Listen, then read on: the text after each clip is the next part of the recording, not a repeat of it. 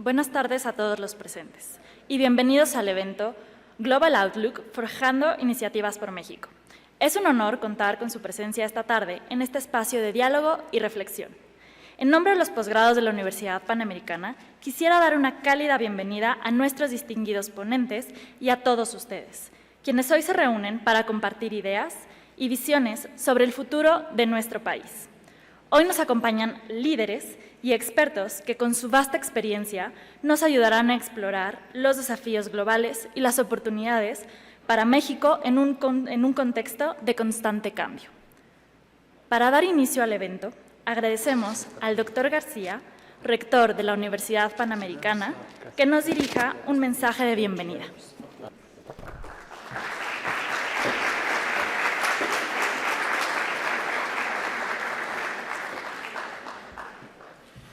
Buenas tardes a todos, sean muy bienvenidos. En realidad mi mensaje es breve porque lo importante es lo que va a venir a continuación. Un agradecimiento muy especial a todos nuestros panelistas. Ahora sí que tenemos una alineación de lujo y agradecer aquí a Enrique, a Pepe, a Fer y también a la gente de McKinsey, tanto a Miguel como a Kevin, su presencia aquí en la Universidad Panamericana. Simplemente les quería transmitir una idea que tenemos de fondo en la UP en relación al tema de posgrados y también al tema de exalumnos, que son principalmente el público que nos acompaña el día de hoy. Hay una estrategia en la universidad para seguir potenciando el tema de posgrados y nos interesa mucho que haya más diálogo interdisciplinario, es decir, no solamente la especialización técnica de cada posgrado en su propia facultad, sino que pueda haber también foros de diálogo entre todos. Y en ese sentido celebramos que haya este tipo de evento donde tengan justamente la posibilidad de interactuar con alumnos de posgrados de otro tipo.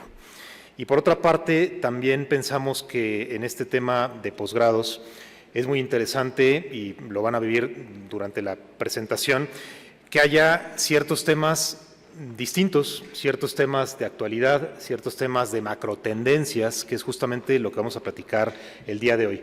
De tal manera que si ahora está como muy en boga el tema de las elecciones, y hay muchísimos foros para hablar del tema de las elecciones, ¿por qué no hablar de temas que son más allá de las elecciones? Es decir, temas que dependen de otras lógicas, temas que también pueden sumar muchas otras voluntades, de tal manera que no sea el único tema del que se hable, sino que podamos hablar, por ejemplo, en el caso de México, de perspectivas muy interesantes que pueda haber independientemente de este tema, que por supuesto es importante.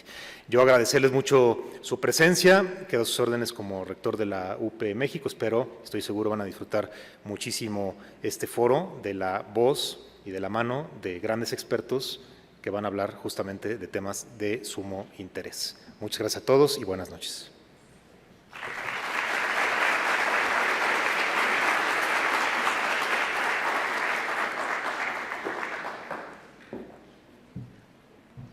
Muchas gracias, doctor, por sus palabras. Iniciamos entonces este encuentro con la participación de Miguel Sauri, socio de McKinsey & Company México. También nos acompaña Kevin Russell, socio asociado de McKinsey y miembro senior de McKinsey Global Institute, quien lidera la investigación en temas como inclusión económica, el rol de las compañías para lograr resultados sostenibles e inclusivos y la dinámica de las industrias de más rápido crecimiento de hoy en día. Anteriormente, lideró el trabajo de McKinsey Global Institute en temas relacionados con el crecimiento inclusivo de América Latina, el crecimiento del PIB en Asia y el impacto de las grandes compañías sobre los hogares y la economía. Antes de unirse a McKinsey en 2015, recibió un PhD en Ciencias Políticas de la Universidad de Yale y una maestría en Políticas Públicas de la Universidad Johns Hopkins, y trabajó durante 5 años en políticas de seguridad nacional. Bienvenidos, Miguel y Kevin, el auditorio es suyo.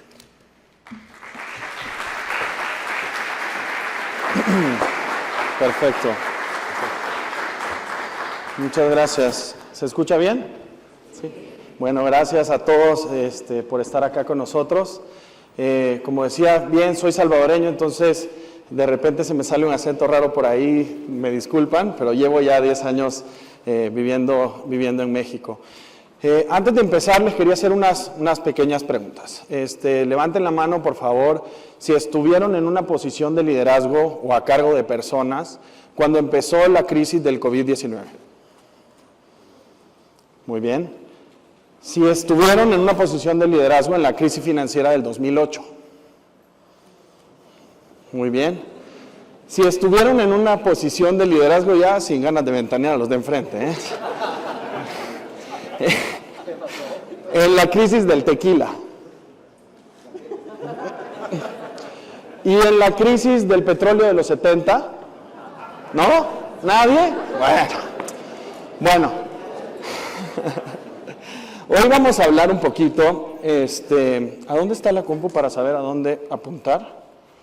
No pasa. ¿Allá? Está encendido, pero no pasa la presentación. Si le pueden dar clic a la presentación para que pase. Nosotros hemos hecho un research en McKinsey que habla del cambio y de las eras, ¿no? Please. Gracias. Y que habla de las eras, ¿no? Entonces, parecería que a donde estamos hoy, ¿no?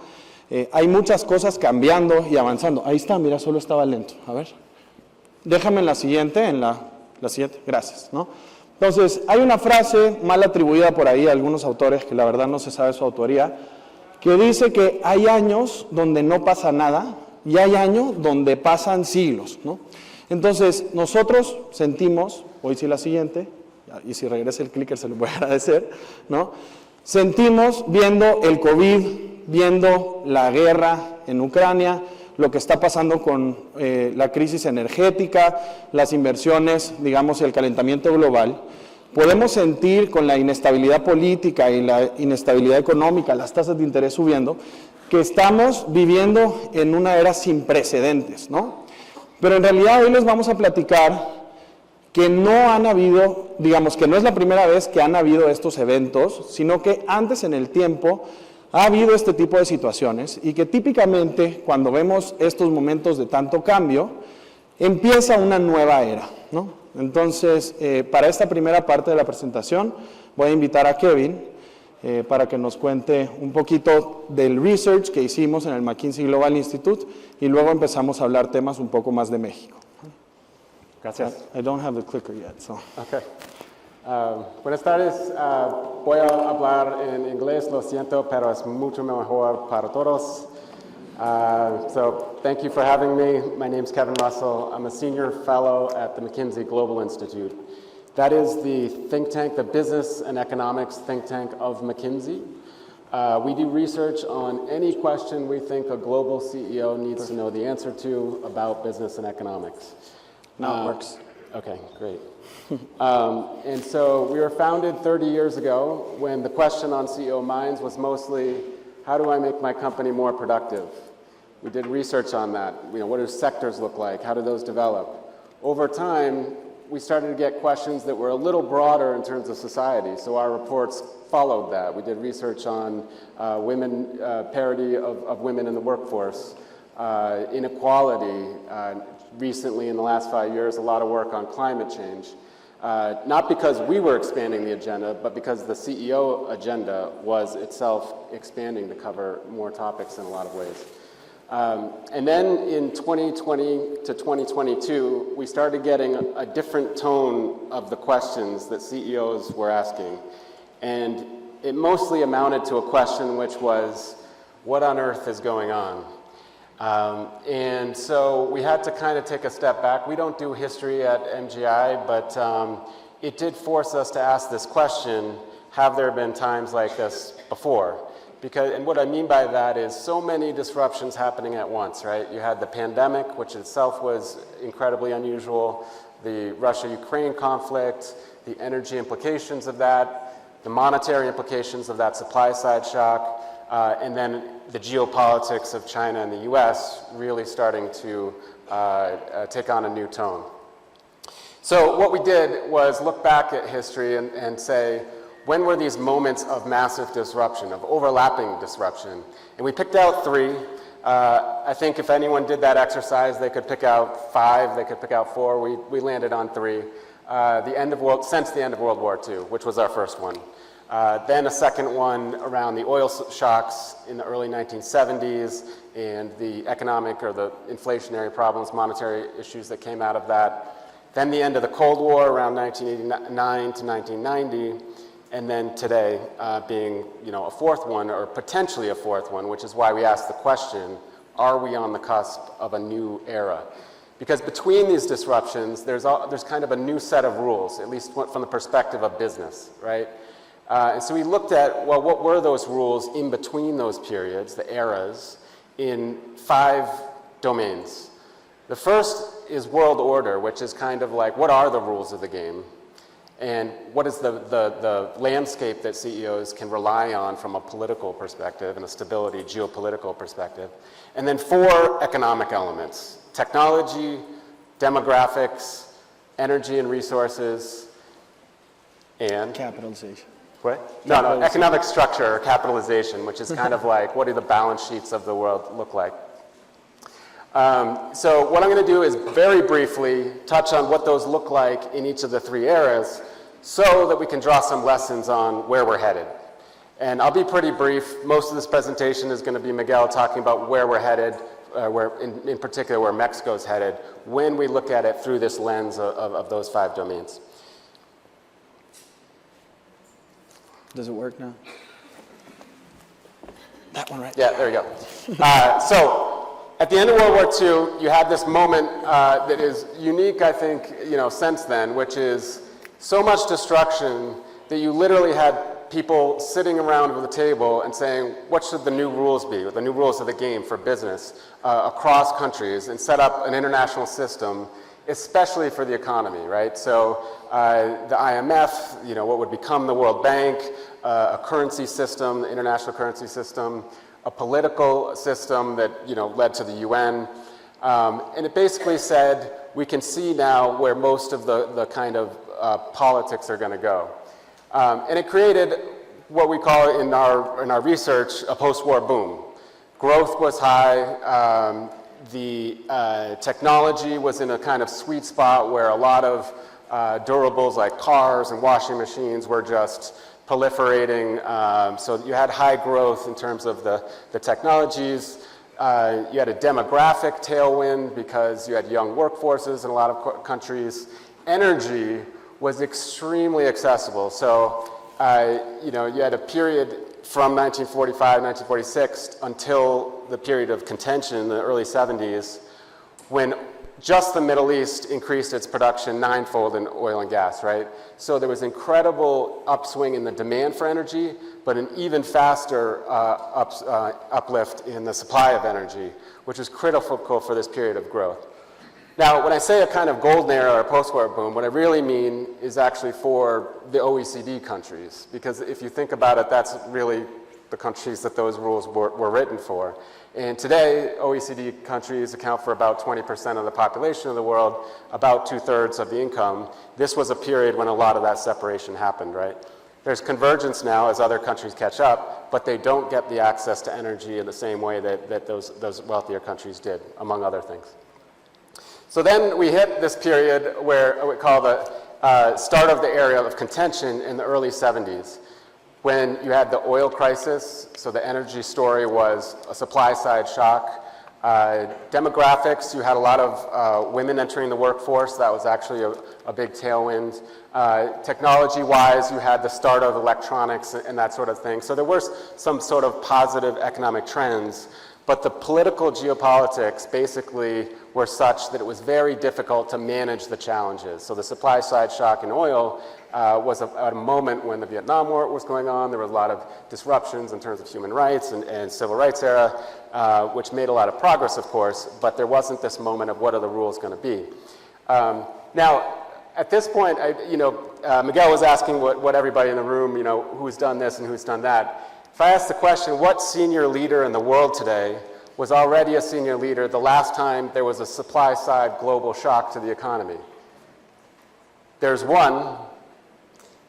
Joe Biden, in early 1970s, was already a U.S. senator and is now president of the United States. I think, when we ask this question to CEOs in a room full of CEOs, none of them were CEOs at this time.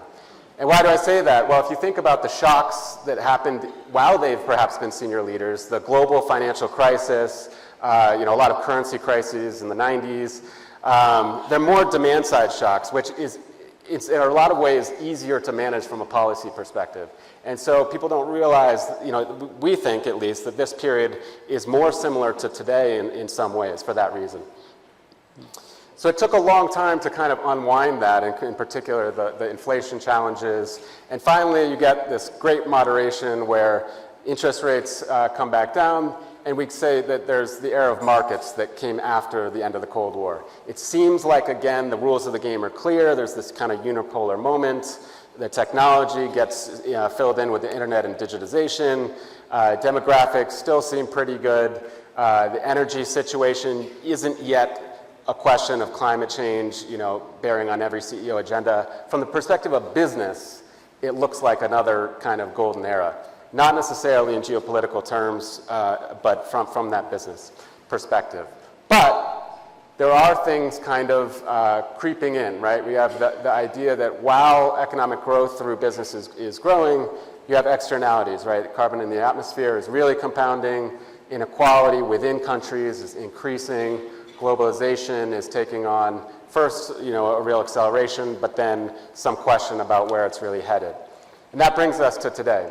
And so what I would say about kind of what we think matters about this last era, you can look across those 5 areas that I mentioned, right? World order, again, globalization is kind of what happens in this era. Global trade goes way up, but hits a point where that's a question. Digitization almost completely saturates during this time, right? We say that urbanization was the big demographic trend in this, especially emerging markets. We think about Latin America, in some ways, these answers don't quite fit, right? Urbanization happened earlier.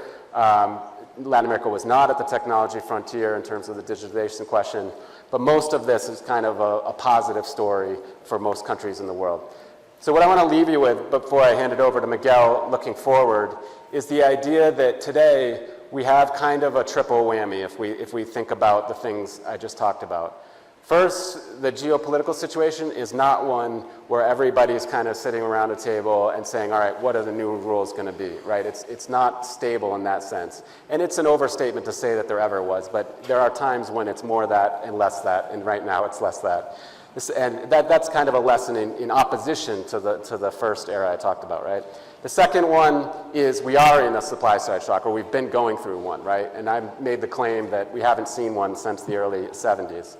And the third one, we now have to manage that challenge with the additional challenge of those externalities of the era of markets, which is in particular climate change, inequality, and where is globalization really going to go. So that's a tall order. Miguel is going to tell us how that's going to be overcome in Mexico and the world. I will not tell you how it will be overcome. I'm just going to pose questions, okay? Y en un ratito se lo paso de regreso para que me ayude con un par de temas que son super core para él, como el de energía. Entonces se lo voy a volver a pasar, no es lo último que oyen aquí de nuestro compadre, ¿no? Entonces, ¿a dónde vamos? Esa es la pregunta que hace un par de años pues los empresarios nos empezaban a hacer. ¿Hacia dónde vamos? ¿Qué está pasando? ¿No?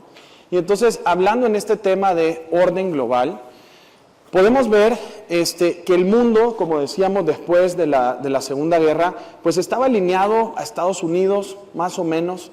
Se cae el muro de Berlín y entonces la mayoría del poder económico está, digamos, alineado con Estados Unidos.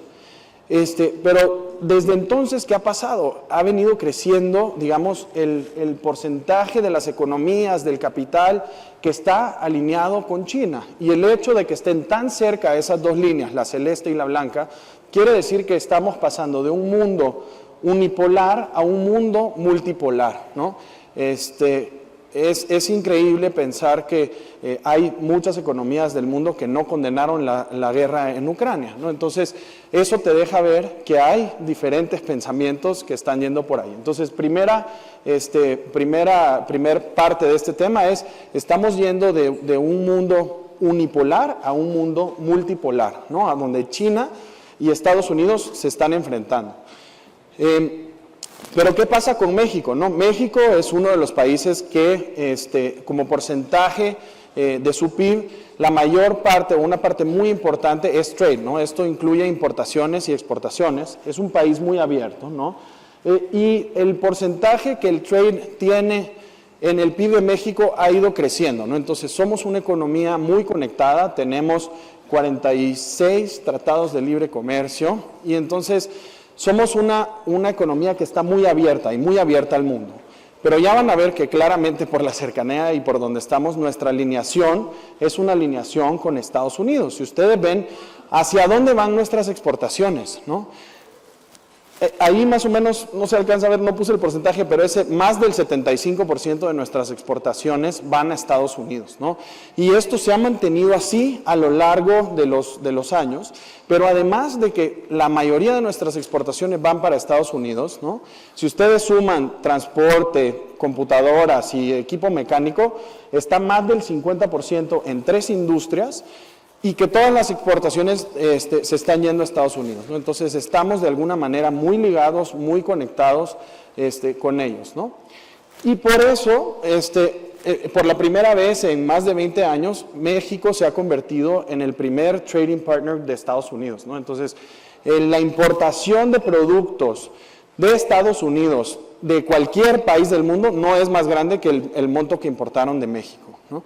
Eso claramente tenemos que preguntarnos qué implica para nosotros, qué ventajas trae, y por eso todos han escuchado hablar del nearshoring, que yo también voy a hablar del nearshoring, ¿no? Pero básicamente lo que está pasando es que por esta polarización, digamos, que se está haciendo en el mundo, a donde ya no estamos en una globalización completa y esta, digamos, unipolaridad, a donde pues Estados Unidos sentía que podía mandar todo a Asia, importar y tener todo trayéndolo desde el otro lado del mundo, ahora está tratando de consolidar, digamos, su interacción con sus amigos, ¿no? Básicamente. Y pues claramente tiene sentido que nosotros seamos uno de los principales trading partners de Estados Unidos, ¿no? El tiempo que toma para un embarque llegar, digamos, de México a Estados Unidos es, dependiendo de medio mes, casi a un mes menos que de China o de India, ¿no? Entonces, aunque ellos, digamos, tienen mano de obra barata, han crecido mucho en productividad, vamos a hablar un poquito de productividad que nosotros no hemos hecho, esta cercanía geográfica y, digamos, esta alineación con el bloque de Estados Unidos es algo que ellos, digamos, han estado explotando para que podamos nosotros ser una opción verdadera para ellos. Y si uno le pregunta en Estados Unidos a las empresas que están basadas en manufactura, ¿qué planean hacer con su actividad en México, ¿no? 67% de ellos te dicen que ya movieron producción o que planean o consideran mover producción a México, dadas las tensiones globales, ¿no?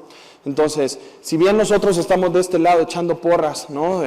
Que el nearshoring y que vamos a empezar a crecer y a aprovechar eso, también en Estados Unidos están pensando que quieren moverse hacia acá, ¿no? De aquellos que se han movido hacia acá, dicen que planean no solo mover su producción, su manufactura hacia México, sino el 64% dice que va a traer una parte considerable. Y si le preguntas cuándo, la mitad te dice yo ya empecé, una cuarta parte te dice en este año empiezo, y la próxima, la siguiente cuarta parte te dice de 2 a 5 años, ¿no? Entonces, esto es una realidad que se está viviendo con los empresarios y con las empresas basadas en manufactura en Estados Unidos, ¿no? Y al final, pues nosotros somos el principal destino de inversión extranjera directa, Greenfield, inversión extranjera directa nueva en la región, y esa inversión extranjera se está materializando, y digamos, en los últimos 5 años hemos sido el principal destino, incluso por encima de Brasil, ¿no? Ahora, si ustedes ven de dónde viene nuestra inversión, la inversión extranjera, estamos sobreindexados claramente a Estados Unidos, aunque si ustedes suman como bloque, el principal bloque es el azul oscuro y la mayor parte de la inversión extranjera directa nueva que viene a Latinoamérica está viniendo desde Europa, ¿no? Entonces aquí la pregunta es, ¿cómo va a vivir esto México, ¿no? ¿Y qué va a pasar en el mundo? Estamos pasando de una economía más global a una economía más regional. Estamos pasando de ser un mundo unipolar a ser un mundo multipolar. Y entonces, ¿qué le va a pasar a la globalización? ¿Y qué le va a pasar a la globalización? ¿Y qué va a pasar con la globalización en México? Entonces, para que no se me duerman, ahí va. Los que crean, ¿sí?, que estamos experimentando desglobalización y que el trade se va a convertir en un trade regional, ¿sí? Para todas las mayores, los principales commodities, esa es opción A. Y la opción B es, el trade global va a seguir siendo conectado alrededor de todo el mundo. Para ver un show of hands, ¿quién cree que se va a hacer más desglobalizada la economía? ¿Bien? ¿Y quién cree que se va a mantener la globalización? Muy bien, mitad y mitad. No voy a hacer mate así a mano alzada, pero mitad y mitad. Entonces, digamos, es una de las primeras, de los primeros 5 temas que tenemos que pensar para ver cómo entonces esto va a afectar a México, ¿no? Tenemos que estar, ya sabemos, muy abiertos y muy embebidos, digamos, en la economía global. Claramente estamos alineados, queramos o no queramos, estamos alineados con uno de los bloques. Y la pregunta es, hacia adelante, ¿qué vamos a hacer y cómo vamos a apalancar, esta tendencia, ¿no? Siguiente tema, hablando de plataformas tecnológicas, ¿sí? Otra vez lo voy a hacer levantar la mano. ¿Quién sabe qué es GenAI? Por favor, todos. ¿Sí? ¿Todos saben qué es GenAI? Todos. Sí, ni levanten la mano, ¿sí? ¿Quién ha usado GenAI en su trabajo? ¿Quién está en una empresa donde hay lineamientos escritos y que todos conocen de cómo se puede y no se puede usar GenAI en el trabajo? Muy poquitos, ¿no? Y entonces esto básicamente es para decir, es una ola, se viene impresionante, de hecho trae ya un par de años que está acá, va a seguir evolucionando, y así como hay esta polarización económica mundial, ahora también estamos viviendo una carrera, yo diría, casi armamentista, por quién va a tener la preeminencia de esta tecnología, ¿no? Entonces, si hablamos en Tech Platforms, la región de Latinoamérica es un importador neto. Esto lo sabemos, nosotros somos importadores netos de tecnología y, digamos, tenemos una diferencia muy grande, la diferencia más grande entre las importaciones y las exportaciones. Tenemos muchas más importaciones que exportaciones de tecnología en Latinoamérica.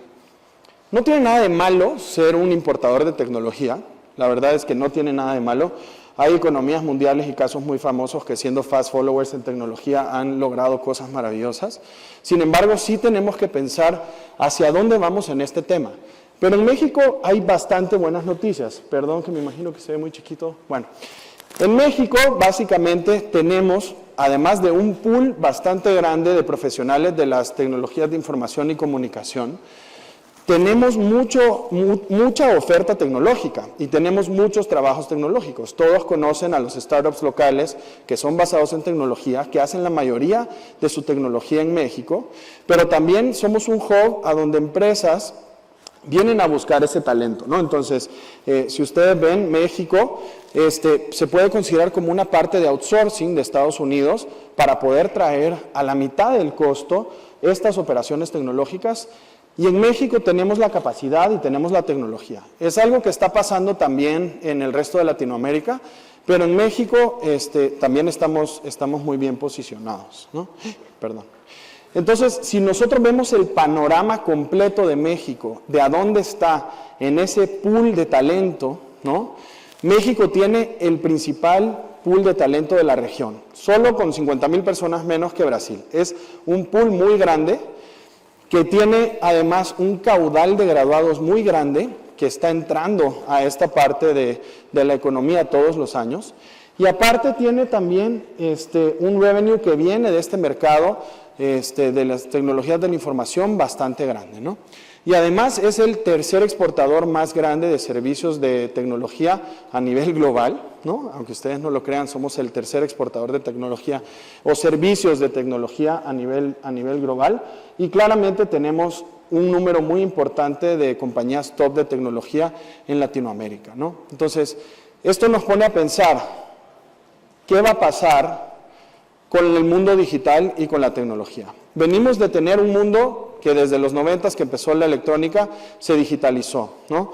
Estamos, digamos, en un punto donde la penetración de Internet es bastante alta, la penetración de smartphones en México es bastante alta, el 85% de las personas en nuestro país usan WhatsApp, ¿no? El 65% de las personas en México dicen que han utilizado WhatsApp para interactuar con comercios, ¿no? Entonces, estamos en una sociedad que, quieras o no, está digitalizada y está, digamos, muy conectada. Hace algunos años hablábamos de que la gente no tenía acceso a datos, ¿no? Cuando pensaban las empresas, ¿cómo voy a hacer para llegarle a todos estos consumidores que tienen teléfonos si no tienen acceso a Internet? Esa era la principal preocupación. Ahora, con la disponibilidad, digamos, del Wi-Fi, con el abaratamiento de los datos, con las redes sociales gratis, todo el mundo tiene WhatsApp funcional en su teléfono, ¿no? Todo el mundo tiene WhatsApp funcional en su teléfono en cualquier momento. Entonces, ¿qué pasa? Ya no voy a construir una app para estar adentro de tu teléfono, quitarte memoria, que tengas que borrar fotos, si puedo hablar contigo por WhatsApp, ¿no? Y la otra es, venimos de una era a donde se sintió como este crecimiento sin restricciones, ¿no? Crecimiento en tecnología en todos lados, no había, digamos, una carrera, una competencia, pero en tema de Gen AI hay, lo que les decía al principio, una carrera que es casi armamentista por quién va a ser el dueño de esa tecnología a nivel global. Es una tecnología que va a cambiar muchas cosas, ¿no? Y que tenemos que pensar cómo va a impactarnos en México, ¿no? Si es algo que nos va a ayudar, nos va a traer más productividad, o si es algo que nos va a desplazar. Tenemos que pensar cómo, digamos, vamos a adaptarnos a esto. Entonces, otra vez, preguntita, otra vez, ¿qué va a pasar con Gen AI, no? Creemos, que Gen AI va a aumentar la productividad de nuestros trabajadores y relajar las tensiones sociales y traer prosperidad, ¿no? O creemos que Gen AI va a causar estos, digamos, displacement, este reemplazo masivo de trabajadores, ¿no? Y que va a hacer que, digamos, se rompa este contrato social. ¿Quién dice A? Muy bien. ¿Quién dice B? ¿Cómo duermen, No sé, la verdad. Yo la verdad es que soy muy optimista y creo que lo que tenemos que hacer, y esta es mi granito de arena, este no es McKinsey hablando, este es Miguel, el salvadoreño hablando, tenemos que hacer que todas las personas tengan acceso a esta tecnología, la sepan utilizar y sepan ser más productivos con ella antes de que los alcance la ola, ¿no? ¿Y qué está pasando en Demographics, no? Levanten la mano, ¿quién cree que nunca se va a retirar? Nunca se va a retirar, se va a morir trabajando. Miren. Yo creí que solo mi papá. Ya pueden bajar la mano, ya vi que son workaholics todos, ya ustedes bajen la mano, ya. Yo creí que solo mi papá era de estos libaneses que dicen que hasta que no se mueve el chancho no se reparte la manteca, pero bueno, ya vi que hay más aquí de su escuela, ¿no? Pero en realidad lo que está pasando, y ahorita voy a hablar de esto con algunas gráficas, pero les cuento, el concepto del bono demográfico, ¿no? En Asia pasó que la gente se urbanizó y entonces hubo mucha gente yendo a las ciudades. En América Latina esto pasó en menor cantidad, pero pasó. Pero ¿qué pasa? Latinoamérica típicamente era una de las partes del mundo más jóvenes, ¿no? Y tenemos este bono demográfico y este bono, digamos, de personas que están entrando a la fuerza laboral, pero ya vamos a ver que lo que está pasando es que se nos va a acabar pronto esa gasolina y si no empezamos a crecer a punta de productividad, ser el país que trabaja más horas a la semana, a mucha deshonra, en el indicador que vean, ya no nos va a seguir dando abasto, ¿no? Entonces, si nosotros vemos cuál es la contribución del trabajo, ¿sí? Es la parte azul, versus los incrementos de productividad del 2000 al 2018, perdón que no pude encontrar este estudio otra vez, pero en esos años, México solamente tuvo el 15% de su crecimiento del PIB viniendo de la productividad, ¿no? Perdón, creo que lo dije al revés, pero el azulito es la productividad y el azul clarito son las personas, ¿no? Entonces, en todo este tiempo, tanto Brasil como México, ¿qué pasó? Estuvieron creciendo a punta de meter más personas al embudo, ¿no? A poner más personas a trabajar. Mientras que en el resto del mundo, ¿no? India, China, el crecimiento del GDP no viene por expansiones de la fuerza laboral, sino que viene por aumentos de productividad, ¿no? Y estos aumentos de productividad vienen por incorporación de tecnologías, también viene por inversiones de capital, viene en parte por algo que adolecemos en México, que es la informalidad, a donde al ser informal, la mayoría, digamos, una gran parte de los negocios, pues no tienen este desarrollo ni ellos ni para sus colaboradores, ¿no? Y además, como la mano de obra sigue siendo barata, ¿cuántas veces no hemos oído que no es rentable poner una tecnología porque simplemente puedo contratar una persona más, ¿no? Entonces, esta lógica de que tenemos que volvernos más productivos para hacer el catch-up es muy importante. ¿A la luz de qué? A la luz de esta gráfica. Si ustedes ven, la edad media que vamos a tener en México para el 2100 va a estar llegando muy, muy, muy alto, ¿no? Ahorita estamos en el sweet spot, donde estamos por ahí en los 30. Hace 30, 40 años, la edad promedio en el mundo era 20 y pico de años, ¿no? Y estamos llegando ya a donde básicamente lo que está pasando es que la edad, digamos, las personas en edad de trabajar, ¿no? Están ahí, si se fijan, yendo arriba, pero ya merito va a empezar a caer, ¿no? ¿Y qué va a pasar? Las personas de mayor edad, que aparte la carga social que esto representa, el ratio entre personas en edad de trabajar y personas ya en edad de jubilación, simplemente va a seguir creciendo. Entonces se nos está acabando esa gasolina, como les decía al principio, de tener a las personas que van a venir y entrar a la fuerza laboral. Entonces, cuando empiece a caer esa fuerza laboral, ¿de dónde vamos a sacar la gasolina para este país, ¿no? La siguiente es la inequidad. Si ustedes se fijan, hay dos líneas en esta gráfica. La primera es la inequidad entre países, ¿no? Es la azul, y la inequidad adentro de los países, ¿no? Si ven, la inequidad entre países ha ido bajando. Claramente, estamos yéndonos de un mundo unipolar, como bien decía Kevin, donde 25% de la población tenía el 75% de los ingresos. Eso se está revirtiendo y, digamos, entre países estamos viendo que países pequeños, asiáticos, emergentes, están creciendo y están logrando tener, digamos, esos ingresos, y eso baja la inequidad entre países. Pero la inequidad adentro de los países está creciendo. Entonces, ¿qué pasa? A lo mejor ya no somos tan diferentes entre países, pero adentro de los países está pasando que la población está siendo cada vez, digamos, más dispara. ¿Por qué? Pues porque estamos creciendo a punta de gente, ¿no? Y al crecer a punta de gente y no de tecnología, y no de productividad, no se puede compartir, digamos, la riqueza con esa mayor productividad, porque no hay esa mayor productividad, ¿no? Y en México no es la excepción. Nosotros vemos aquí la línea azul, es qué porcentaje de todos los ingresos en México tiene el top 10.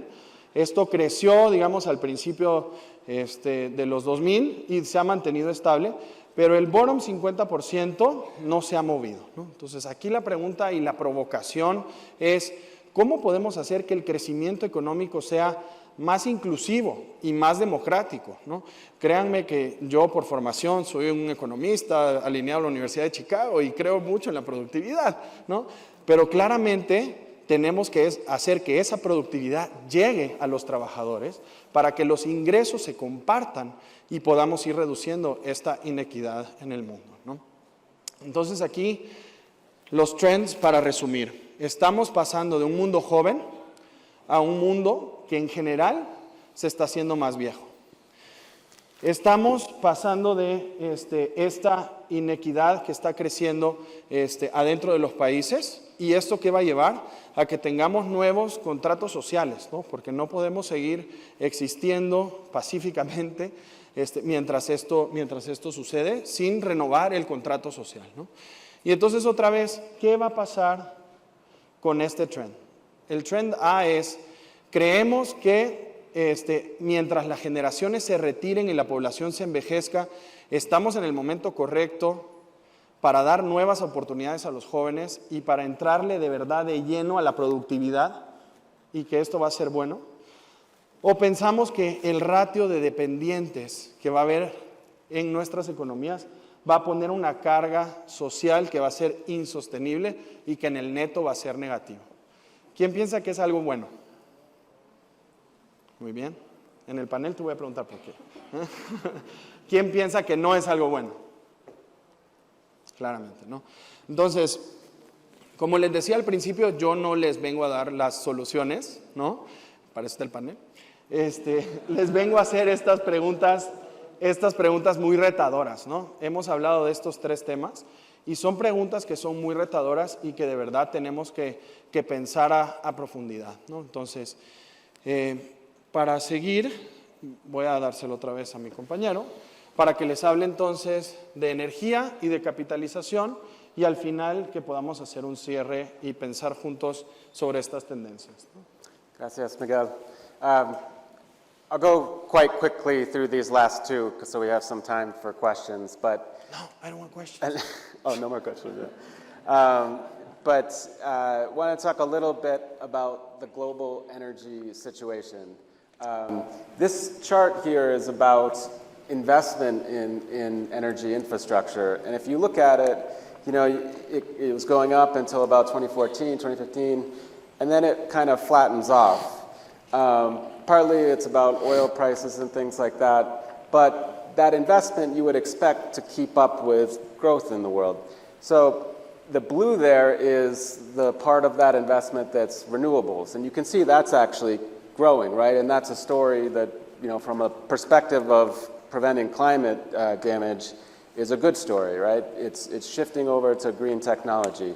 But this kind of signals that you're putting in the new or taking out the old before you've really put in the new, right? So it's just a background point that if we do this incorrectly, we're really going to have challenges, especially in places that need more energy to grow, which is also where there's a lot of pressure to reduce emissions.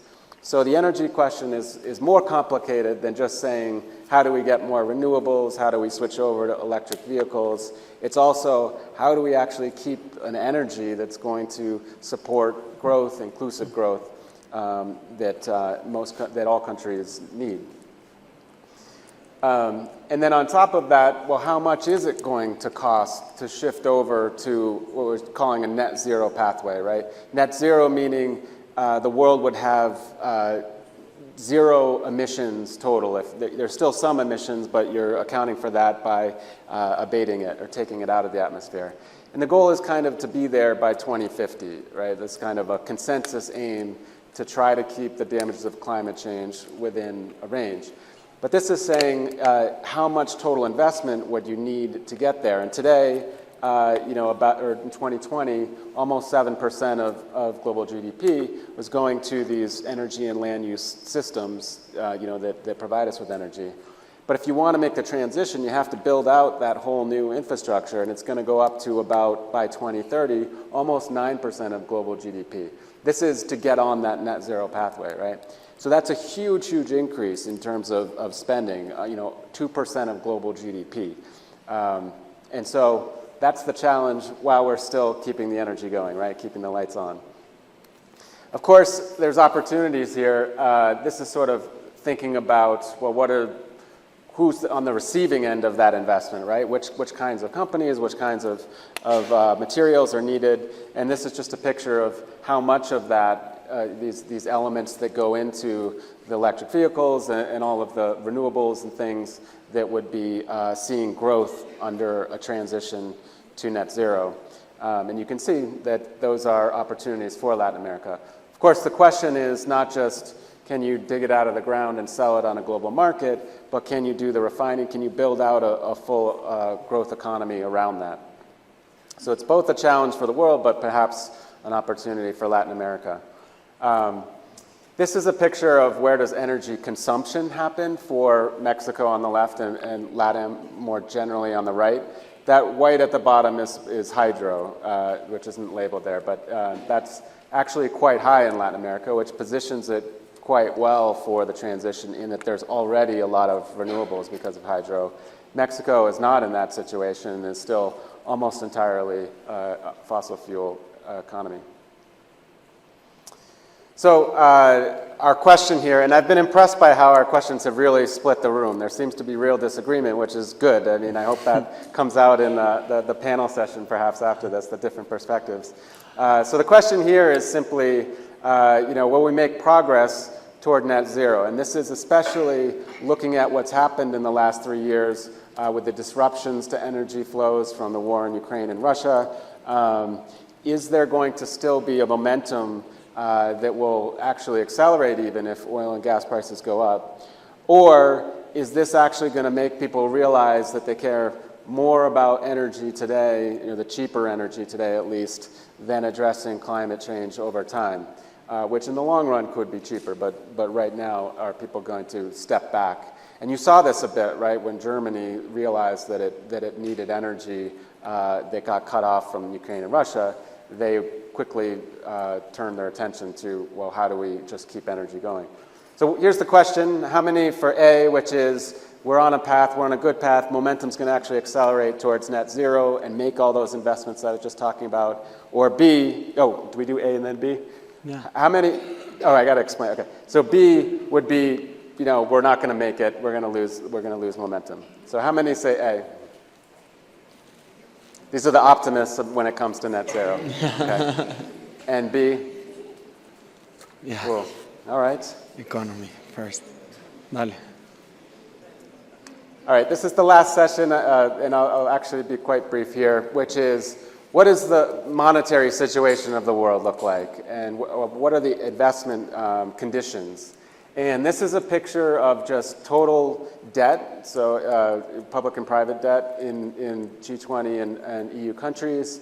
You can see steadily going up during this period, and that's in part because interest rates were incredibly low, and they were low after the financial crisis, in part because the US Federal Reserve started pumping, quantitative easing, basically forcing them to stay low, right? So debt was kind of cheap. That was a way of keeping the growth in the economy. But now interest rates are going up, and you say, well, with that level of debt, is it more, quote, dangerous in some sense that interest rates might be going up? Just leave that as a question to ponder. And when we look at growth in Mexico, then, is this Mexico? Yes. No. Earlier Miguel touched on this point that you really need to grow productivity, the output per worker, right? Not just the number of workers.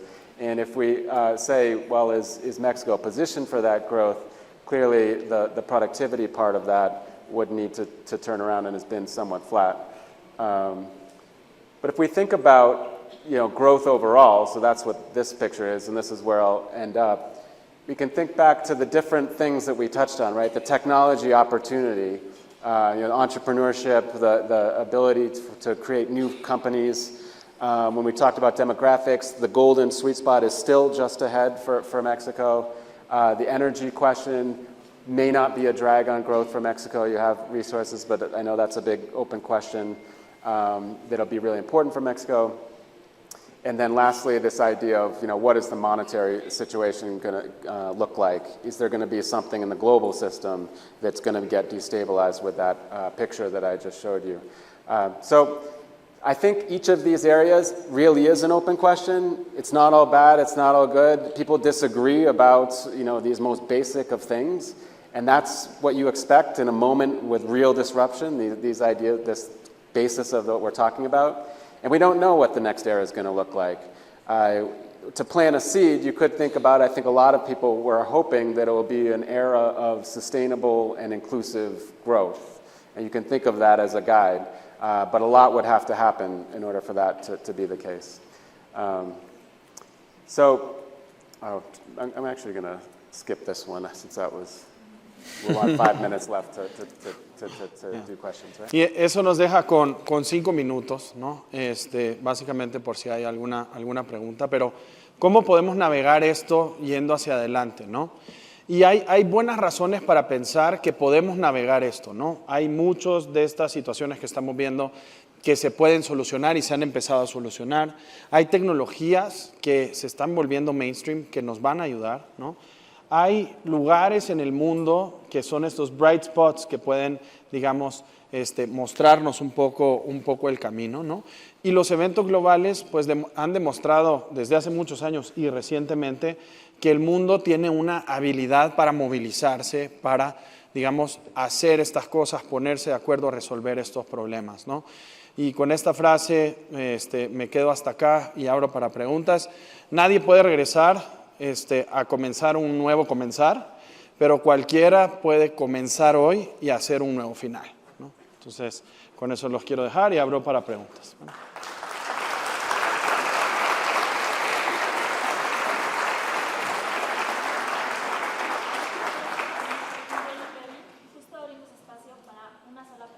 Entonces, si alguien del público quiere hacerla, levante la mano. Una y que no Y venga se de la primera acercarán. fila, por favor. Un par de preguntas, un par de preguntas. Está bien. Aquí. ¿Se van a acercar con un micrófono? Sí. Vamos a dar la vuelta. Hola, buenas noches. Hola, gracias. A mí me gustaría saber, a partir de este diagnóstico que nos dan, yo fui de los que voté casi todas las opciones pesimistas, y me gustaría saber cuáles son los obstáculos que ustedes identifican para que México no haya podido aumentar su productividad y qué lo impediría hacia el futuro. Puntualmente me interesa saber eso y, bueno, saber qué papel juegan los sindicatos en este país en ese punto. Eso en mi industria es una pregunta cargada, ¿eh? O sea, así les llamamos a estas preguntas. This is just about what we were discussing yesterday, like what has prevented us from getting that productivity, you know? And from your research in LATAM, and you've thought about this topic before, I'm going to push this to you, but I'm just going to give a brief answer from my own first, but you go next, so think about it. Yo creo que, mira, ha pasado algo que yo he visto en micro y he visto en macro, ¿no? Yo de verdad creo que las personas no han tenido las oportunidades para capacitarse, las personas no han tenido las oportunidades para hacerse más productivas, porque no hemos tenido la inversión en tecnología que tiene que haber en el país, esa inversión de capital y esa inversión en tecnología que te forza a que la mano de obra que utilices sea calificada. Yo creo que uno de los grandes culpables de eso es la informalidad en la economía, y la informalidad no necesariamente porque, digamos, vamos a decir que no se pagan impuestos, etc. No estoy hablando de esa parte de la informalidad, sino que al tener estas empresas de subsistencia, ¿no? Donde no estás haciendo o no estás logrando crecer desde lo más chiquito a una unidad más grande, es donde en toda esa capa grande de la economía, las empresas y las microempresas están ahí para subsistir, ¿no? Y no están en realidad para crecer. Entonces yo creo que una parte muy grande es la falta de la inversión, esa falta de la inversión tecnológica y que, digamos, no ha brindado las oportunidades o la necesidad, no ha apretado la necesidad de que, digamos, la fuerza laboral crezca en su productividad, pero también esa gran capa intermedia de economía que, si bien son negocios, es pura subsistencia, ¿no?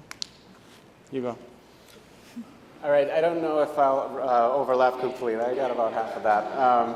And I'm certainly not the most qualified person here to answer that question. I think our panelists coming up would have a much better perspective. I would just add, from a kind of McKinsey, micro or firm level perspective looking outward, I'd maybe highlight three things. One is really the global trade system and what we covered at the beginning, Miguel covered under that world order picture, because, having the trade partner with the U.S. right there and the way in which the rest of the global trade system is shifting, it's always been an opportunity, but maybe never more so than now.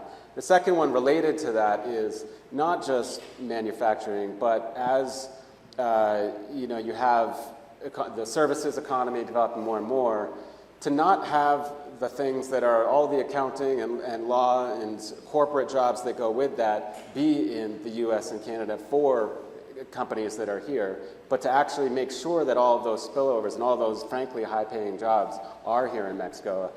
One of the partners in the Mexico office pointed this out to me, that could be an overlooked reason why you don't actually see as much of the high productivity growth, the really upper middle class and above type of jobs. And then I guess the last one, and Mexican economists have written quite a bit about this, but just the ways in which small firms can formalize and grow. What are the conditions that enable scaling of businesses in particular? Access to finance for that is almost always a problem in any country. There's sort of a gap in the financial system often for how small firms formalize and then grow quickly, and then to create that competitive environment for large firms to kind of allow for that space. So we would take the company angle from where we are. I think there's macro reasons as well that others can comment on. ¿Una más? ¿Sí? Adelante. Para allá les acercan el micrófono. Una más facilita, por favor. Buenas noches. Hola.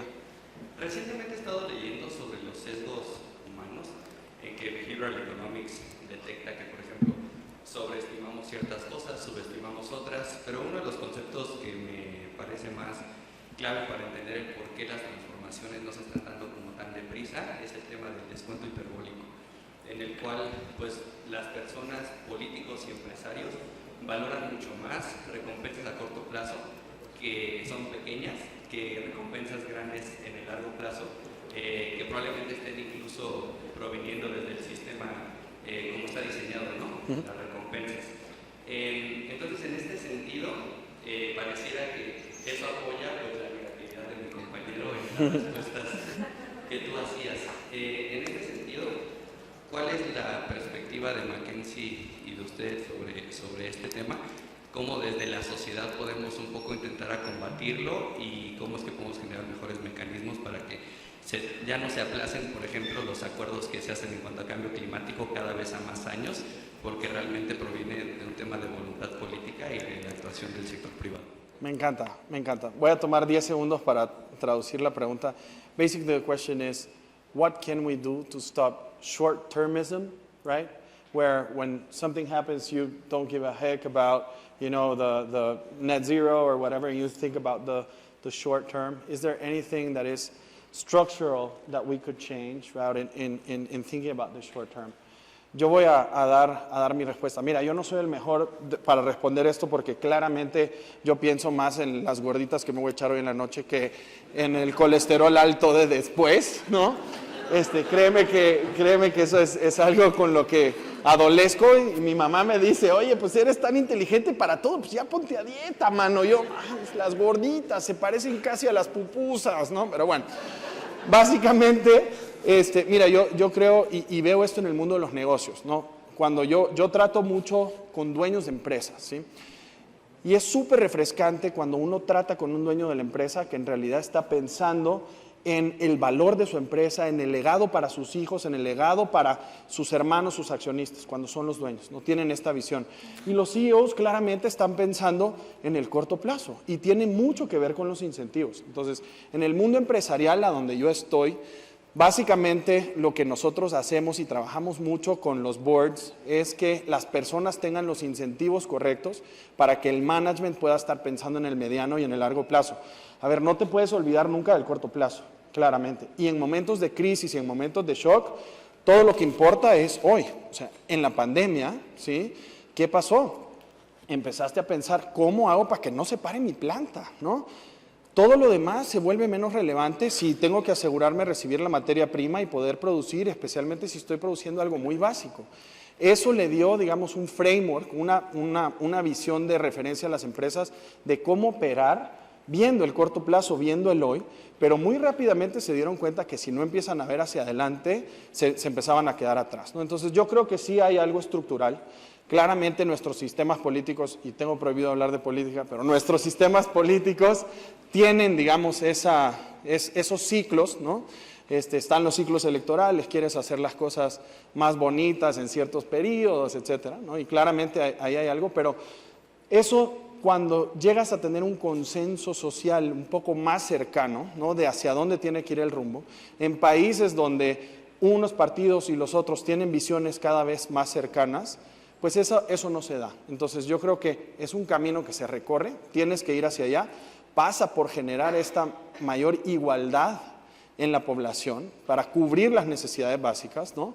Para que en un mediano plazo pues ya estés ahí, ya no hay mucho de qué pelearse hacia adelante, ¿no? Entonces, esa es un poco mi visión. 10 seconds. 10 seconds? All right.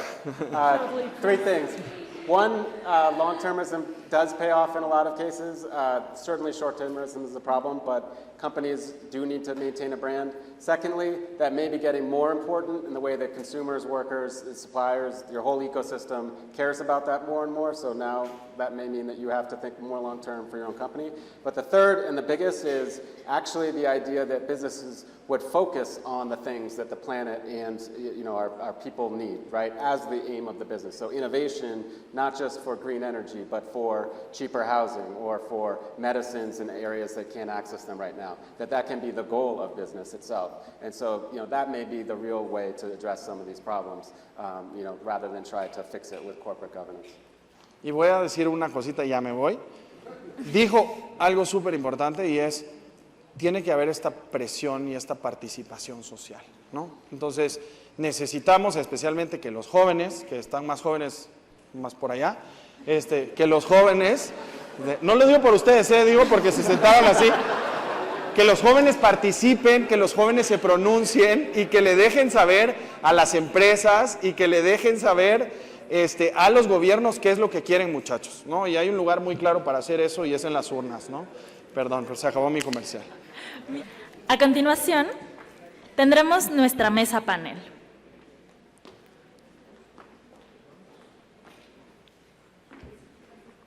Es un honor presentar a nuestros panelistas de esta tarde, quienes a través de su liderazgo han contribuido significativamente en sus respectivos campos. Ahora, a la maestra Almudena Vaca Romero, directora de Estrategia, Desarrollo y Calidad de los posgrados, quien moderará esta sesión.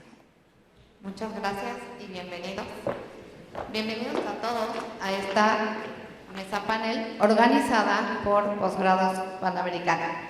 También aprovecho para darle la bienvenida a nuestros alumnos de posgrados en línea que están conectados en la transmisión del día de hoy. Y el objetivo de esta mesa es explorar ideas que nos ayuden a los desafíos globales desde nuestras trincheras, centrándonos en temas fundamentales como lo platicamos y lo escuchamos ahorita en la plática de Miguel, como la innovación, la tecnología y el desarrollo sostenible. Y me complace compartirla con grandes personalidades como los que tengo aquí hoy a mi lado. También en la plática de Miguel, escuchamos que hoy nos encontramos en un mundo multipolar y me parece que México tiene una de las economías más abiertas, lo comentó Miguel. Hoy es un momento crucial para México, para nuestro país, y me parece que también la unión, el ingenio y el compromiso que cada uno de nosotros podemos poner se pueden convertir en herramientas poderosas para un futuro mejor. Dicho esto, me gustaría empezar el panel con algunas preguntas en general que me pudieran contestar cada uno de ustedes y posteriormente en alguna particular, dependiendo su experiencia. Dicho así, empezaría preguntándoles, ¿cuáles creen que son los principales retos en México y qué estrategias deberíamos adoptar para abordarlos de manera proactiva y con una visión de futuro? Muchas gracias. Adelante, quien quiera contestar. Pues me voltearon a ver, así que empiezo. Muy buenas noches a todos, a todas. Gracias por estar aquí y sobre todo muchísimas gracias a la Universidad Panamericana por invitarme a este foro y compartir con estos señorones que tengo al lado. Pues yo quiero empezar poniendo lo que es muy bueno en México y después compartiré lo que desde mi perspectiva, la perspectiva de 3M y sobre todo tengo la oportunidad de colaborar con diferentes cámaras empresariales como American Chamber, el Consejo de Empresas Globales, entre otros. Entonces también un poco la visión que tenemos como industria privada. Primero somos, y nos los mostraban ahora el grupo de McKinsey, seguimos siendo un país joven. Eso él nos mostraba hacia el 2100, pero hoy seguimos siendo un país joven. Y eso es algo que tenemos que capitalizar sí o sí, porque es algo que muy pocos continentes pueden ya decir, o incluso muy pocos países como Estados Unidos. Tenemos talento. Porque si bien hablábamos de productividad, y un poco ahí a la pregunta que hacían, yo creo que uno de los grandes temas, y metiéndome a los retos, es la informalidad, ¿no? Pero talento tenemos, y mucho, y tenemos que asegurar que ese talento se capitaliza. También tenemos más de 30 años con una apertura comercial impresionante, ya también nos los mostraron con las gráficas, ¿no? Acuerdos comerciales que nos ponen en una situación muy ventajosa versus otros países, y que aparte en estos 30 años hemos venido moviéndonos de ser un país maquilador meramente a empezar a agregar valor o estar agregando valor. Incluso hay empresas ya hoy globales que están haciendo diseño en México, con ingenieros mexicanos. O sea, ya nos estamos moviendo hacia eso. La cadena de valor que tenemos integrada con Estados Unidos es profunda. De hecho, una de las grandes preguntas siempre es, y en una presentación del maestro Quintana, yo lo escuché en donde decían sobre el tema de la renegociación del 2026 del USMCA, y es un gran tema que conversar, ¿no? Pero definitivamente estamos ya tan integrados que difícilmente podríamos ir hacia atrás. Ahora, ¿cuáles son los retos que nosotros vemos?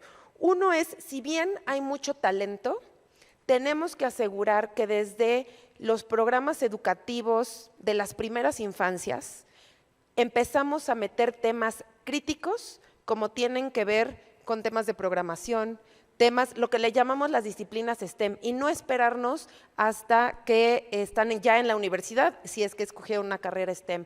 Porque mucho de lo que está sucediendo hoy es que la base del programa educativo no tiene la solidez que necesitamos que tenga. También un tema de infraestructura, logística y conectividad. Si bien somos un país que invirtió mucho en un tema de infraestructura, nuestra infraestructura se está quedando atrás, y más cuando lo vemos con la gran oportunidad que estamos teniendo, y por eso hoy tenemos una gran saturación de puertos, aeropuertos, cruces fronterizos. Y, por supuesto, la conectividad que viene con un tema de digitalización, un tema de acceso a 5G y todo un capítulo que tenemos ahí. Sin duda, la transición energética, sí o sí tenemos que estar hablando ya de esa transición, porque las empresas que estamos invirtiendo en este país tenemos metas muy claras de net zero, que también ya nos compartían, y que hoy el business case para nuestras casas matrices, nosotros como embajadores de México, se vuelve cada vez más difícil cuando venimos a proponer una inversión, pero el tema de energías renovables no está. Y el tema finalmente para mí también viene en torno a un Estado de Derecho, ¿no? En donde también, viendo hacia adelante y pensando desde la posición que yo ocupo y hablándole de este business case, también cada vez se vuelve más complejo cuando hablamos desde el tema de el marco regulatorio, la certidumbre, ¿no? La garantía de temas de propiedad intelectual y de muchos temas alrededor que tienen que ver con la seguridad de esa inversión y el retorno que nos está generando. No sé si. 6 prioridades. Consideramos que son el reto que tenemos ahorita en nuestro país. Primero es la educación de calidad. Tenemos que recuperar esa educación de calidad. Quizás si hiciéramos una sola apuesta de qué necesita México es educación. Rezago de 4 años con respecto al promedio de los países de la OCDE lo tenemos que remontar. Segundo, salud para todos. 2018 había 20 millones de mexicanos sin acceso a servicios de salud, 2022 50 millones de mexicanos sin acceso a servicios de salud. Es algo que tenemos que atender. Tercero, Estado de Derecho, que se cumpla la ley, desde la Constitución hasta la última ley, para que haya certeza jurídica para la inversión. Cuarto, seguridad, que cualquiera de nosotros pueda circular por cualquier parte del país sin ser víctima de un delito, que las mercancías lleguen a su destino sin ser robadas, que se termine la extorsión. Siguiente, la informalidad. 53% de la economía está en la informalidad. No toda la informalidad es mala. Una ama de casa que cocina unos pasteles para completar el ingreso familiar, es positivo. El problema es cuando se mezclan la formalidad y la informalidad, y eso es lo que nos resta productividad, a propósito de lo que se hablaba aquí hace un momento. Y finalmente, el medio ambiente, en donde es la transición a energías limpias, necesario resolver el que tengamos suficiente energía y que ésta sea energía limpia, y desde luego una adecuada gestión del agua. A riesgo de ser reiterativo, déjenme plantear 3 retos y 3 oportunidades. Coincido plenamente con lo dicho, creo que el reto número 1 es educación. En la presentación que vimos hace un momento se hablaba de la informalidad, lo reiteran ambos, y esa informalidad no siempre tiene que ver con exceso de trámites y con costos impositivos altos, en mucho tiene que ver con educación. ¿Cuántas empresas medianas y grandes no quieren estar en los mercados de valores? Porque hay que ser transparentes, porque hay que cumplir reglas. Y los empresarios mexicanos se afanan en mantener la opacidad y que la familia controle y decida y haga lo que se le pegue la gana. Claro, hay otra informalidad, la informalidad de el comercio callejero, la falta de cumplimiento de la ley, etcétera. De hecho, recuerden, una cosa es el empleo informal, donde en efecto es el 54%, pero la economía informal apenas contribuye con la 1/4 parte del Producto Interno Bruto del país. Con que cambiáramos un poco esa perspectiva, ese parámetro, el país sería otro. Ese es primer elemento: informalidad, educación. Segundo, Estado de Derecho. Pues resulta que la ley sí es la ley. Totalmente. Y cuando el presidente de la República les dice, no me vengan con eso, y cuando estamos con los nervios de punta porque podría haber una iniciativa que desmantele la estructura jurídica del país, cambiando la lógica de la división de poderes, pues hay una preocupación enorme respecto a la vigencia del Estado de Derecho. Los países exitosos son tales porque tienen instituciones que funcionan, y quizás haya excepciones. Tal vez China no tenga esa división de poderes, pero la mayor parte de países exitosos funcionan por una división de poderes amenazada. Ese es otro riesgo que tenemos enfrente. Un tercero, polarización social. Nos enfrentamos ahora con familias desunidas. La Ciudad de México podría construir un muro entre el poniente y el occidente. Poniente y oriente, perdón. La calzada de Tlalpan podría ser ese punto de frontera. ¿Por qué? Porque las características socioeconómicas y las inclinaciones políticas son distintas. En el Financiero hicimos hace poco una encuesta y fue dramático. De este lado, del lado poniente, la inclinación por el candidato opositor era abrumadora. Del lado oriente resultaba lo opuesto. Pero es un solo ejemplo de la polarización que vivimos en el país. Un país en el largo plazo no puede sustentarse con esa polarización. Para que no se depriman, empiezo con las oportunidades. Estamos en el vecindario correcto, Mixcoac. Totalmente, totalmente. La UP. Bueno, me refiero realmente a Norteamérica. Estamos en la zona económica con más capacidad de crecimiento en el mundo hoy, más que China incluso.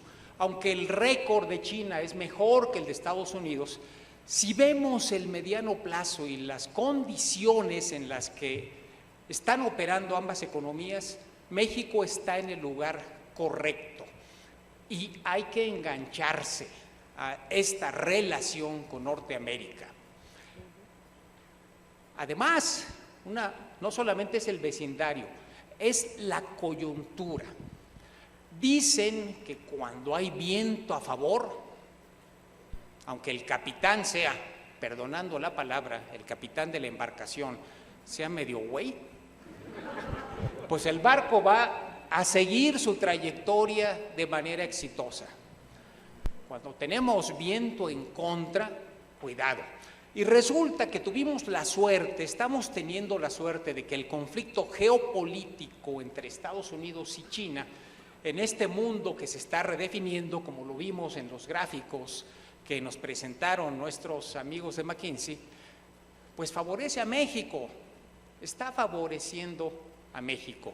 En ese sentido, vecindario correcto y momento correcto son oportunidades verdaderamente para pescarlas, para tomarlas.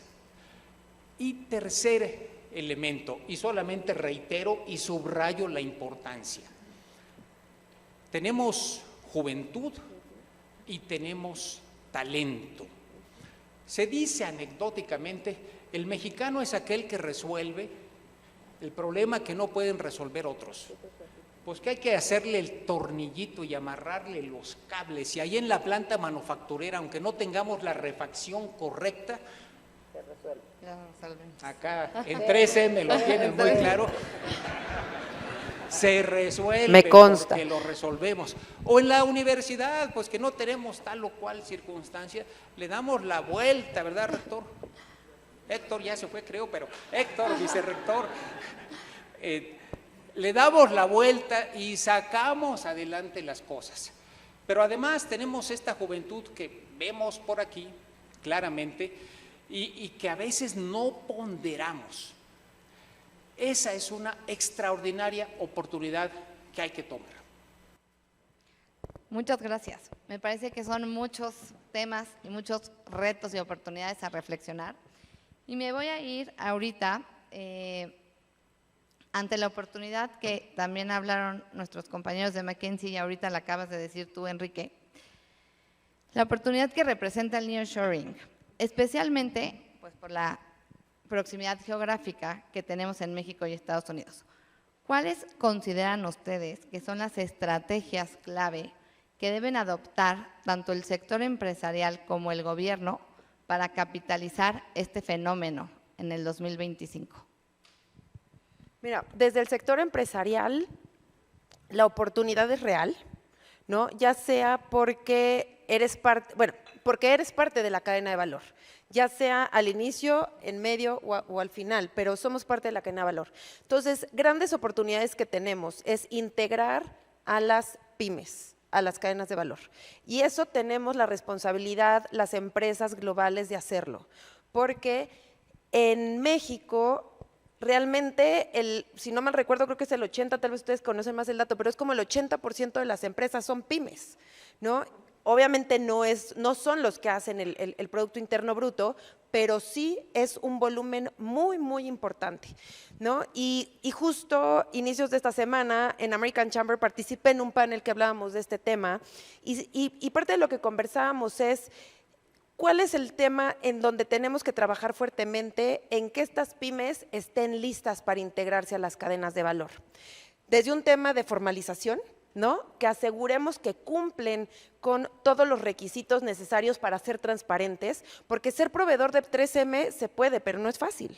No es imposible, pero tienes que cumplir con una serie de requisitos que si como pyme no estás dispuesto a hacerlo, difícilmente te vas a integrar a estas cadenas de valor de las empresas muchísimo más grandes, ¿no?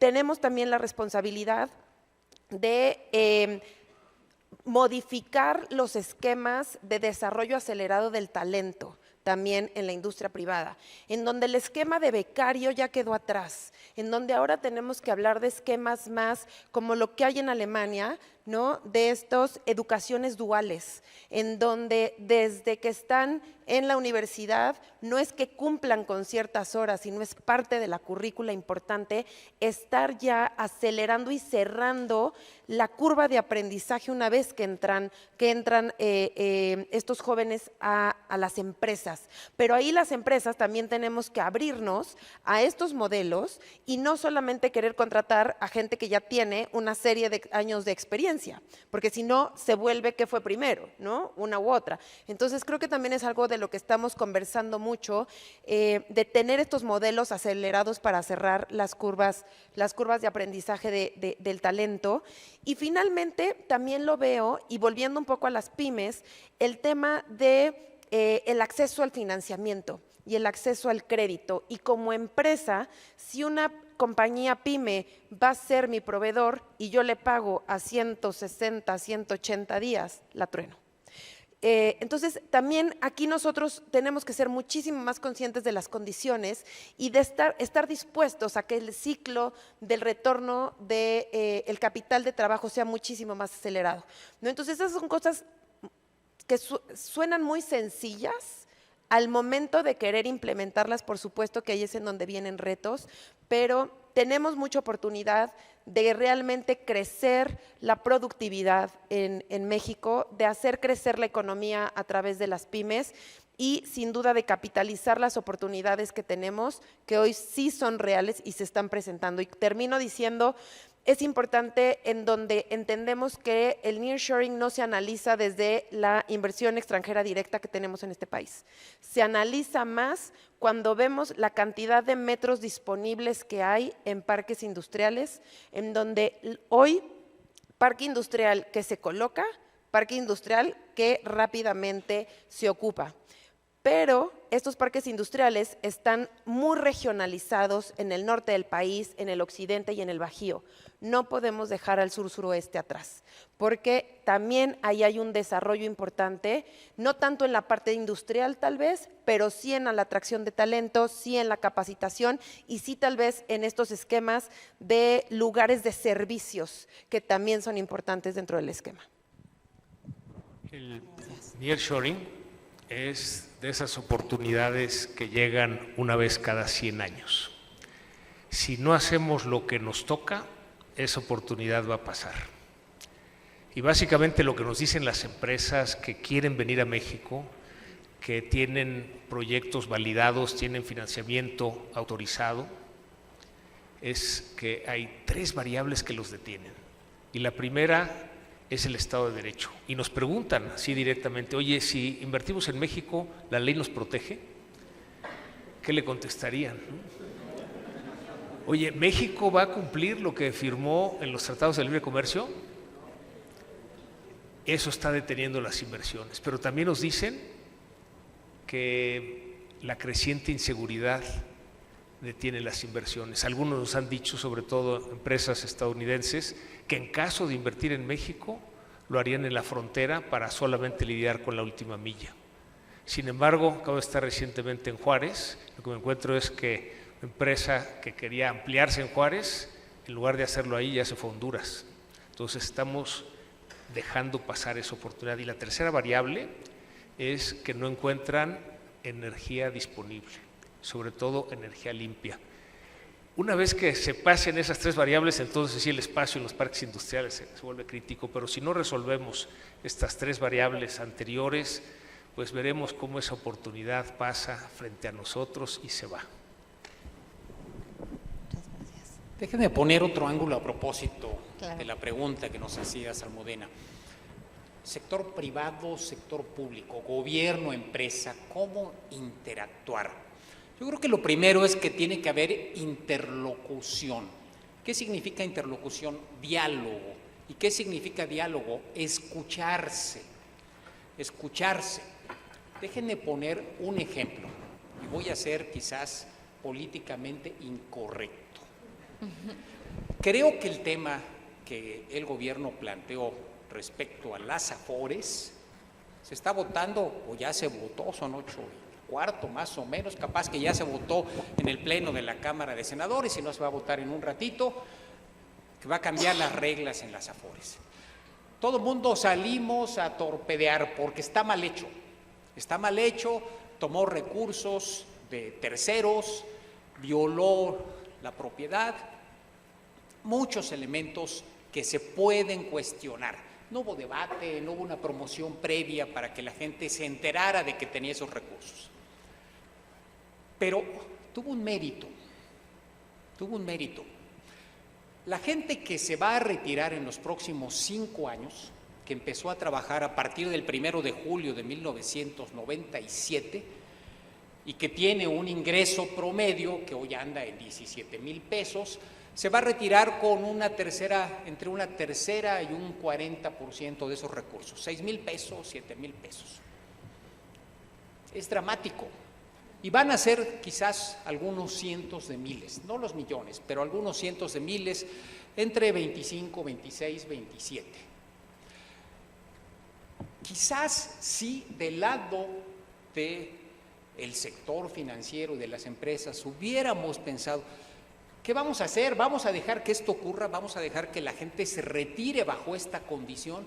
O como ocurrió en el 2020, porque esto vino del sector empresarial, la reforma de las AFORES para aumentar en un punto porcentual cada año la cuota patronal. O vamos a encontrar una solución de transición para desmontar cualquier riesgo social, político. Pues no ocurrió. El gobierno sacó una solución chafa, mal hecha, que es la que hoy se está votando, pero que respondió a un problema efectivo que no supo ver, me parece, no supimos ver desde la empresa. Del lado del gobierno, pues obviamente podemos encontrar ejemplos todos los días respecto a oídos sordos del lado de la autoridad respecto a demandas del sector privado. Ya aquí se han expresado muchas, Estado de Derecho, energía limpia, etcétera, etcétera. Creo que lo primero que tenemos que construir, sobre todo a partir de la próxima administración, a esta le quedan 5 meses, va a ser una tarea para el futuro, es construir realmente una interlocución que permita el aprovechamiento de esta oportunidad que se presenta una vez por siglo. Esa interlocución creo que es fundamental y necesitamos desprejuiciarnos. Es que son chairos, es que López Obrador es un ratero, es que el narcopresidente, etcétera, etcétera. Bueno, ¿qué tal si gana otra vez Morena? ¿Nos vamos a ir del país todos? Pues yo no, yo sí me voy a quedar aquí. Y creo que una responsabilidad nuestra es tratar de construir una interlocución productiva. No sé si lo consigamos, pero por lo menos creo que hay que hacer la tarea. Totalmente de acuerdo con ustedes. Temas de educación, temas de sostenibilidad ambiental que lo han comentado, temas pues económicos y de igualdad son pues grandes responsabilidades que tenemos que tomar tanto en el sector empresarial como en el gubernamental. Por tiempo me voy a ir a preguntarles alguna pregunta en específico de acuerdo a su experiencia, porque sé también aquí que José muy amablemente está aquí, pero tiene que salir a un vuelo y no queremos que llegue tarde, entonces me voy en específico. Fernanda, hemos hablado de este tema y ahorita lo comentaron en sus respuestas, pero me parece importante saber, en cuanto a la sostenibilidad ambiental, ¿qué acciones específicas está tomando 3M para cumplir con su compromiso de innovar en la descarbonización de la industria, acelerar las soluciones climáticas y mejorar su huella ambiental? Muchas gracias y primero déjenme muy rápidamente decirles quién es 3M. Nosotros somos una empresa de 32.7 billones de dólares en ventas, que tenemos una inversión en capital de casi 2 billones de dólares al año, tenemos más de 133,000 patentes en el mundo, comercializamos más de 55,000 productos, tenemos más de 800 marcas y con esto que les digo, tenemos más de 200 plantas de manufactura alrededor del mundo. Con esto que les estoy diciendo, hablar de nuestro esquema de sustentabilidad, se imaginarán la complejidad que eso significa. Nosotros somos una empresa de un ADN científico y que a través de la ciencia es que reimaginamos lo que puede suceder y cómo podemos resolver las grandes problemáticas a las que se enfrenta el mundo. Con esto en mente tenemos un marco de impacto o un plan de impacto con un enfoque de ESG muy claro, que es ciencia para el cambio climático, ciencia para la economía circular y ciencia para las comunidades, siempre anteponiendo la ciencia porque sabemos, y lo hemos comprobado con más de 120 años, que la ciencia sí es lo que nos ayuda a evolucionar. En el tema de ciencia para economía circular, aquí lo que buscamos, por supuesto, es cómo hacer más con menos e impactar de esta manera menor al planeta. Aquí cosas que ya hemos hecho hemos logrado reducir en un 50% el uso de plásticos en nuestros empaques, que se dice fácil nuevamente, pero les recuerdo, tenemos 55,000 productos en el mercado. También nosotros ponemos cada año 1,500 productos nuevos y desde el 2019 la compañía tomó la decisión de no avanzar en el pipeline de R&D ningún producto que su base no fuera sustentable. Y hoy el 100% de los productos que estamos poniendo en el mercado tienen una base sustentable. También de las cosas que estamos haciendo de una manera muy importante es ayudar en la cadena de valor a que nuestros proveedores y sobre todo nuestros clientes también puedan contribuir a esta economía circular. En cuanto al clima, tenemos el compromiso, como cualquier empresa de la naturaleza 3M, de volvernos neutrales en nuestra huella de carbono para el 2050, y aquí hemos venido avanzando importantemente. Sobre todo, hemos logrado disminuir en un 43% nuestros gases de efecto invernadero, ¿no? En el Tier 1 y el Tier 2, o en el Scope 1 y Scope 2, perdón, que ahí es en donde estamos buscando hacer un impacto muy acelerado. Y finalmente, en ciencia para la comunidad. Aquí lo que estamos haciendo de una manera muy intencional es impulsar las carreras STEM como parte del desarrollo, en donde estamos buscando impactar a 5 millones de personas alrededor del mundo en la toma de decisión sobre las disciplinas STEM. Ya hemos logrado al cierre de este año tener 2.2 millones de personas cuantificadas ya con estos impactos en temas STEM. Y también todo lo que tiene que ver con temas de diversidad, equidad e inclusión, ¿no? En donde buscamos la equidad, que el 50% de nuestro top management sean hombres, el 50% sean mujeres. En México, orgullosamente les puedo decir que hemos logrado esa meta y ya de nuestro comité ejecutivo la mitad somos hombres, la mitad somos mujeres, y del total de nuestra fuerza laboral el 55% somos mujeres. Y también algo muy importante, y con esto lo dejo también, son las horas de voluntariado que estamos dando para mejorar las comunidades, en donde estamos comprometidos a 300,000 horas de voluntariado para asegurar que a través del conocimiento de nuestros propios 3Mers apoyamos a las comunidades para resolver las grandes problemáticas que están enfrentando. Pues muchas felicidades, Fernanda. Gran trabajo y esfuerzo en toda su empresa. Felicidades. Me voy contigo, José. Muchas preguntas también que hacerles. Habrá que seleccionar, pero quisiera preguntarte, en tu reconocida trayectoria como empresario y tu liderazgo en Coparmex, ¿cuáles son los desafíos y oportunidades más importantes que tienen las empresas mexicanas en el contexto de innovación y transformación digital? Cuando me reúno con empresarios y les pregunto cómo ve el negocio, encuentro dos respuestas. Una respuesta es, pues estamos sobreviviendo, la competencia está muy difícil, los costos nos han subido, la competencia nos trae locos. Y otro grupo que me responde que están creciendo a dos dígitos.